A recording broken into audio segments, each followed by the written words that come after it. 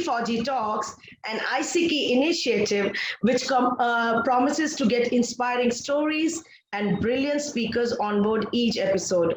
I am Shavinder Kaur, the brand head of this show, and we are currently showcasing the spirit of womanhood of our Choose to Challenge series. Please welcome our guest today, Miss Ananya Paul Dodmani, a criminal psychologist and a classroom educator by professional standards. Hello and a warm welcome to you for joining us. Thank you so much for having me here in this platform. Like most Indians, I always wanted to be somehow associated with people like you, like people with armed forces, and it's my privilege, absolute honor. Thank you so much. Thank you so much. And likewise, we are equally feeling privileged about it.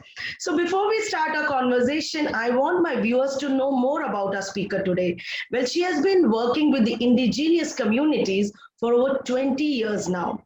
Single handedly built 130 learning centers and currently working on more, spread across different indigenous villages in remote border locations. She is the founder and trustee of Tribal Connect.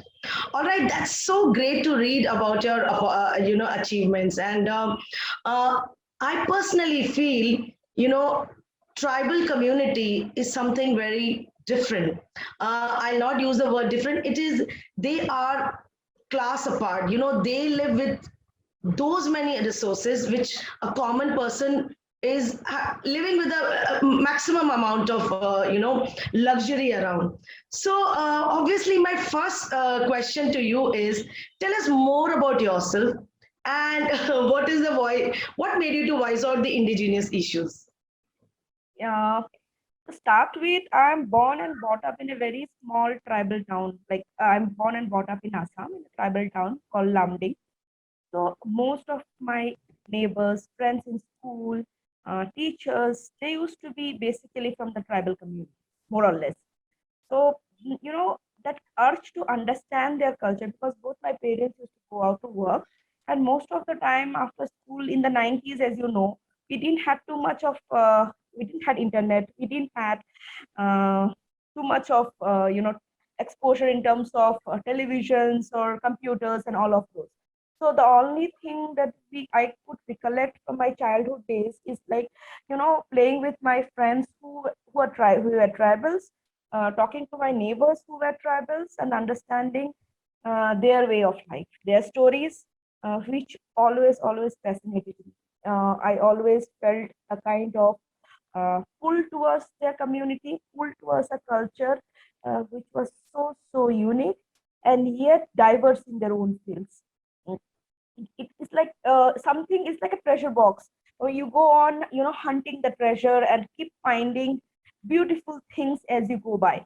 So that's how kind of I started kind of associating myself with the community. And also because most of our people around, like our maids and everyone at home, the caretakers at home, but from the tribal community, most of them. So like it came a general tendency, when you don't have anything to do after school, to go and understand and read about, talk to them about their way of life. And then that's when I realized that we are so privileged, and there's something in spite of having everything, yet they are not being exposed, or they are not having that kind of privilege that we do. That made me kind of started kind of thinking that yes, probably I can start doing something from my end. That's when in high school I started calling these tribal kids at home, and teaching them to write their names, and then just read what is there in the Indian currency note and what's there in the billboard. So for me, as a small kid myself in eighth grade, that was the only thing I could think that time, and I thought probably if I teach them these three things, they could change the world. I know that that was very naive, but then gradually I realized that this is not the way. I'm bringing reading more about them, associating more with them. In college, I took up tribal studies as a subject to study, and then this was something I always felt, that they have a treasure house of knowledge, and we just need to facilitate them to go further or lead their ways further. And that's how it came so naturally to me, because I'm born and brought up in a tribal place. So that's how. That's so beautiful. While you were talking, I got nostalgic. My father was in the Navy and we were posted in Andamans. And we had very close association as a part of, welfare by the Navy, which was offered to them. So I had the privilege to interact with many tribals like Jarawas. So I really can feel the excitement and the enrichment that you've been, going through across. So, can you tell me about your journey with these indigenous communities? Um, See, it's like because probably I am from Northeast, where almost most of that states are like, we have a majority of tribal population. So majority of the people are tribal there, but yet, uh, though Northeast is considered so rich in biodiversity, uh, yet as a mainstream people, or even urban people, have no access to, of understanding their way of life. So from the beginning I knew that, whatever we do, we need to be a bridge between these communities and the mainstream people. That is the only way out, to help the community. So basically, when I started work, I started in a very small way, as I told you, teaching them small things, writing names, what's there in the Indian currency note, how much is the denomination, and all of those. Then I realized that, we need to build more infrastructure. When I started working so many years back, like almost 20 years back, that's I started literally started teaching under a banyan tree. So from the banyan tree to building so many learning centers have been quite a journey. And then people, what, I have never kind of till now, I haven't taken any government aid or any aid from the government agencies while I'm building all these learning centers, because I have taken it on myself to to do it, because most of the time when government agencies are involved, it takes a lot of time. It takes a lot of time with the formalities. It takes a lot of time with the paperwork, documentations, and all of those. So nobody, if somebody wants to study, nobody can stop anyone from studying, right? So that's how, if I want to take a class under a banyan tree, nobody will stop me, right? Stop. So that, so that's the way I have started, from banyan tree to proper learning centers, from actually, waiting for the sunset to go and do your stuffs, and to building toilet blocks. Mm, so it's been difficult in the course of time. I have been a lot of time judged, a lot of time said, stopped from working, a lot of time being, because mostly this is a male dominated area, where there are a lot of, there are places which are actually tribal restricted zones. You cannot have accessibility of going there and all of those. And usually when a woman works out there, you have certain kind of problems working there. You don't have proper accessibility of roads, no communication. So yeah, that's been very difficult. But then who said it will be easy? Nobody promised me it will be easy, right? When I started working, nobody promised me that. So Beautiful, beautiful, Miss Ananya. I must compliment to your efforts, because where there's a will, there is a way. Irrespective of all the things you could get or you couldn't get, you started with small resources or limited resources. And today, when I read about your bio, it says 130 learning centers. It is a commendable number, and I'm sure you must be absolutely, thrilled and been very happy of your achievement. So, while we are talking about mainstream people, so why do you think that mainstream people need to know better awareness about the indigenous people?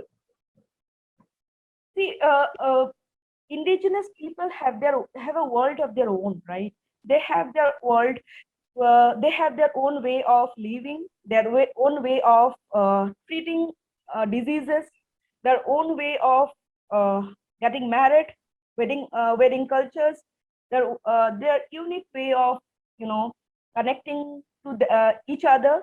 So as a mainstream people, we have so much to learn from them. I don't call myself as a mainstream person because I have been living in the forest for quite a long time. Uh, but yes, the mainstream people needs to have a correct awareness of the indigenous communities, because there's so much we can learn from them. And at the same time, because we have all the privileges, we have all the facilities, I think we can give them back some kind of knowledge, some kind of better understanding that we have learned in our cities.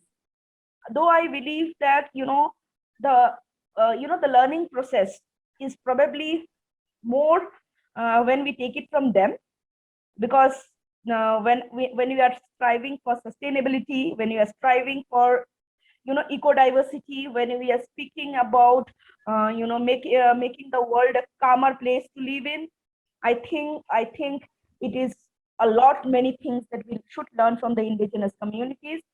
And also, yes, we have our own privileges, we have our modern way of learning, modern things to be exchanged.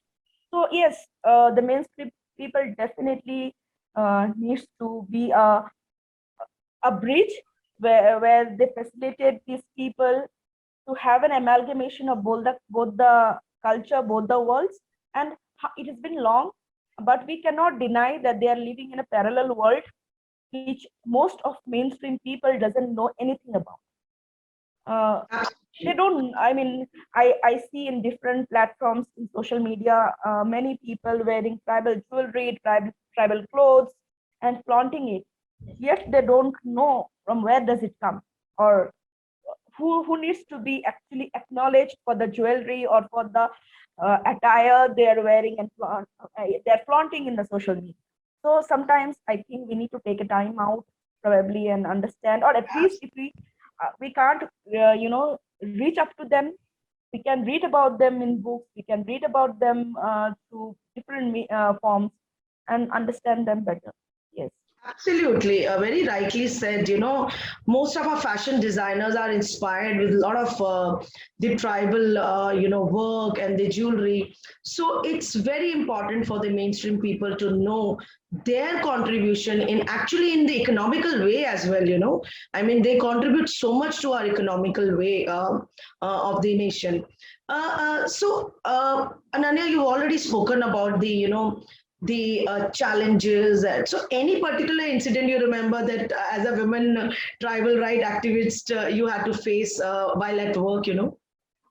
It's like it's over the years it's been challenges. I won't lie. I when people see my pictures in social media or they see my videos interacting with the tribals, some of them say it's like a cakewalk. I just want to mention one incident. One girl, one lady, she called me 2 days back. She told me, Ananya, I want to be like you. I said, why? Because I believe every human being is being designated some work. So everybody should find their purpose in life, and nobody cannot see you. Everybody has their own purpose. So no, I cannot be her, and she cannot be me.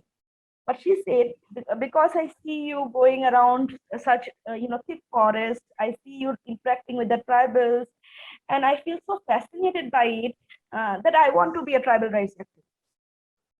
I said, that's not the way out. I mean, because there is no proper understanding of being an activist, leave alone being a tribal rights activist. We in India have no understanding, proper understanding of what an activist should be. What do we expect from an activist? One. Second, what an activist can impact the society. These are two things that we as a society still don't acknowledge. So yeah, when it people ask my challenges, it has been manifold. It's been like waiting for the sunset to go and finish my stuff, to see when I am on my menstrual cycles and all, and I'm in the forest, I literally have to wait till the sunset to go and do my stuff. most of the time the roads are not accessible. There is no motorable roads. You have to walk from one village to another. So most of the times you have army, armed forces checkpost in between villages. So in Northeast, most of the time you have small checkposts. So you know what? Sometimes I have to literally be stay in the checkpost over the night and then again walk to another village. So sometimes I feel uneasy. Sometimes I feel I don't have enough resources to change the way they are living. But then everything, it is a collective responsibility of all of us. uh, I see people from the armed forces, navigating me through different places, but there are times when I have to go by myself. I don't have a go. I can't ask an officer or maybe someone to accompany me always. But they are the ones I have always seen in Northeast. Once you land in airport, from if I go from one village to another, I see them cooperating a lot of times. Like I asked them, can you give me a lift till that village? So that's how we are being. As a Northeasterner myself, I have seen the impact of the impact of tribe, the armed forces, and the contribution of the tribals in both ways. So yes, challenges are there. Number of challenges are there. We need more security in terms of the insurgencies happening in Northeast. More, more solutions, more diverse solutions. Because every time there is an annual flood, we cannot ask our Jawans to go and rescue us. We cannot do that. So there are places where the Jawans, till the time the Jawans reach, the whole village is inundated, is flooded. So how long can we go on, sacrificing our armed force people for making a better situation? Why don't we take responsibilities ourselves? Why don't the civilians take responsibilities themselves? So that's how there are a lot of challenges. When you ask me what are the challenges, there are a lot of challenges, but I could navigate those only through local help and the lot of number of times by the help of the people who are the officers who are posted there in the check post wherever I visit. Ananya, I must say you're unstoppable, and your passion for the work that you're doing for the tribal community is, I'm sure, par excellence, and it's a very good feeling to hear when a civilian says that army cooperates, and of course everybody, because it's our nation, we have to work in synergy to get a better life for our future. So you are the founder and trustee of the Tribal Connect. So what is that you are doing to empower the indigenous communities? Yeah, so Tribal Connect is an organization which actually works for the holistic empowerment of the tribal communities or the indigenous communities. Firstly, we focus on education because I believe there is no substitute to education at all. Wherever you go, there is no substitute to education. Be it a modern education or be an ethnic education, people need to know to how to write their names in whatever language. People need to understand what is the denomination, as I say, and the basic things like the counting, the basic mathematics and all. So our first focus is on education and education for all. So that's the reason I keep on, try to build the learning centers, because this learning center can be converted to community centers as well, where these, young adults can also come in the evening and tell their folklores in their own language, and we can document. So this is one way of doing it. So this is how we do it. Secondly, building more and more toilet blocks, because toilet blocks are something which is necessary, because I have learned it from my experience. How long can you wait till the like sunset? It gets very difficult when you are Absolutely. you're a woman out there and you need to wait for the sunset. This is one thing which we are working on, building different, at least take 10 houses and build one toilet block. so that one toilet block can be used by 10 houses. So that's how we are working on. That's health and sanitation. And the major thing is we have a project called Sustainable Livelihood Mission. So through Sustainable Livelihood Mission, we teach them to, some life skills, like probably, make candles, make chocolates, make different handicraft things like which are very unique to their own tribes. We've sold saris which are also very unique to their own tribes. This is a sari I'm wearing. This has been done by a tribal women. That's You know beautiful. what? That's why I complimented you in the beginning that you're looking so pretty. So the thing is, like, see, you cannot make them dependent on you. You have to empower. When we say empower, you give someone the power to do something of their own, to stabilize their livelihood of their own.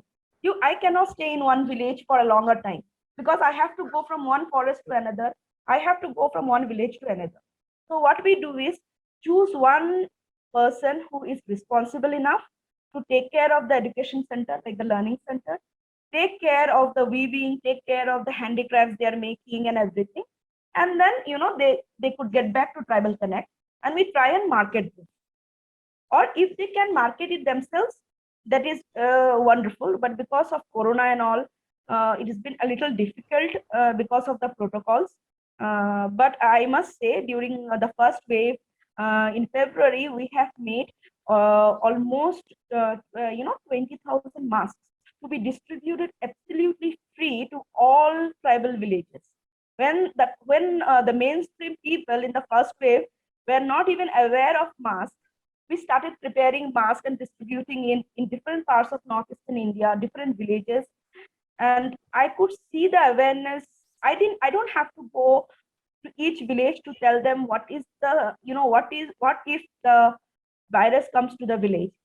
They were aware of it themselves. They knew they have to protect themselves because health units are very, very far away from the villages, and it's difficult. So yes, we are trying to the best of our capability in whatever way we can to empower them and empower them on their own terms, and so that maybe 3 years down the line, 5 years down the line, they don't need me anymore, so that I am free to go to another village. So that's how I've been doing. Oh wow, I really spellbound, listening to all that you've been doing for the tribal communities, and I'm sure it's a long journey that you reached, and there is so much that you want to still continue doing it. So, one quick question: what are the long-term solution government missionaries should provide to the indigenous communities? You are doing everything at your level, at your resources, but what do you think the government should be providing? There are major three things which I believe can bring some kind of solution is, first, in being inclusive. Being inclusive, I mean, when you are when you need to communicate with the tribal community, pick someone from the tribal community itself, train them and teach them how to go about with your documentation or how to go about with your schemes that the government missionary provides. One. Second, I totally feel that there should be more health units. Healthcare units is a total scarcity in the tribal areas. Leave alone, like, I'm not asking for a big multi-specialty hospitals or something, but probably one health unit in out of 3 villages or 4 villages, where people from 4 villages or 5 villages can come to one health unit. So that can be worked on. And yes, accessibility, the proper roads. When you have accessibility, I believe the kind of insurgency, the kind of disturbances that have been happening cross borders will be stopped. Because the thing is, when I individually counsel them, I talk to them, I feel that a lot of times when they are counseled in another way, cross borders, they are, they are brainwashed because the borders are very close. So how long can we afford to, post our soldiers, post our armed forces, and rely on the armed forces taking care of the things? We have to take care of our own things. I believe, to prepare to make a proper soldier, the government uses a lot of resources, a lot of money is involved. So we cannot just let a soldier go just like that. So, we have to take things in our own hands. We have to counsel each other, talk to each other, and really, and truly stand loyal to the country. And anything which happens cross borders shouldn't affect us, because it's, after all, we are paying for it. So anything, so cross border things should be resolved basically in the tribal areas. That is what I feel. And I know it's a long journey even for the government machinery, because the terrain is difficult. I hear a lot of times talking to armed people, armed forces people, saying that the terrain is difficult, the borders are tricky, dicey. But we need to create a situation where we give a better life to these communities, as well as we don't lose our soldiers, because that's how, as that's, I mean, this has been a constant issue for quite for long years now. Absolutely. Ms. Ananya, I appreciate your concern for the nation as well as for the development of the tribal community. It's my absolute privilege and pride to host you today. It is something different that I'm hosting today, and somebody I met today who is so inspired, so motivated to look after the welfare of the tribal community. And, for you, all I want to say is that she makes the day brighter. She leaves a little sparkle wherever she goes. Well, that was Miss Ananya for us today on our show. Thank you so much, and all the very best for your future endeavor along with your team. May you soar higher and higher, and may the tribal communities get the best benefit of the most inspiring and self-motivated person. Thank you so much. It's my absolute pleasure. As I told you in the beginning, it's been an absolute pleasure, and thanks for whatever you're doing for to keep us safe.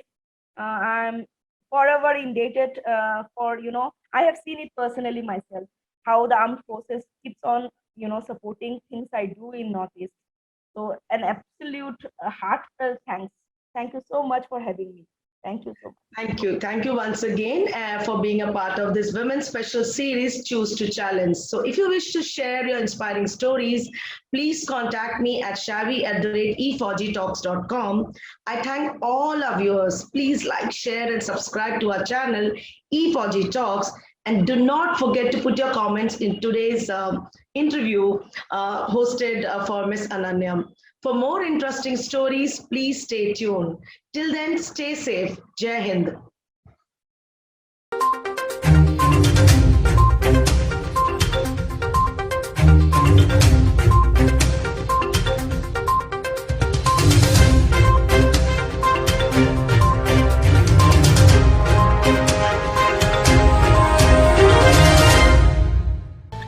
Fauji Talks is brought to you by IESECCI, Indian Ex-Defence Service Employees Chamber of Commerce and Industries.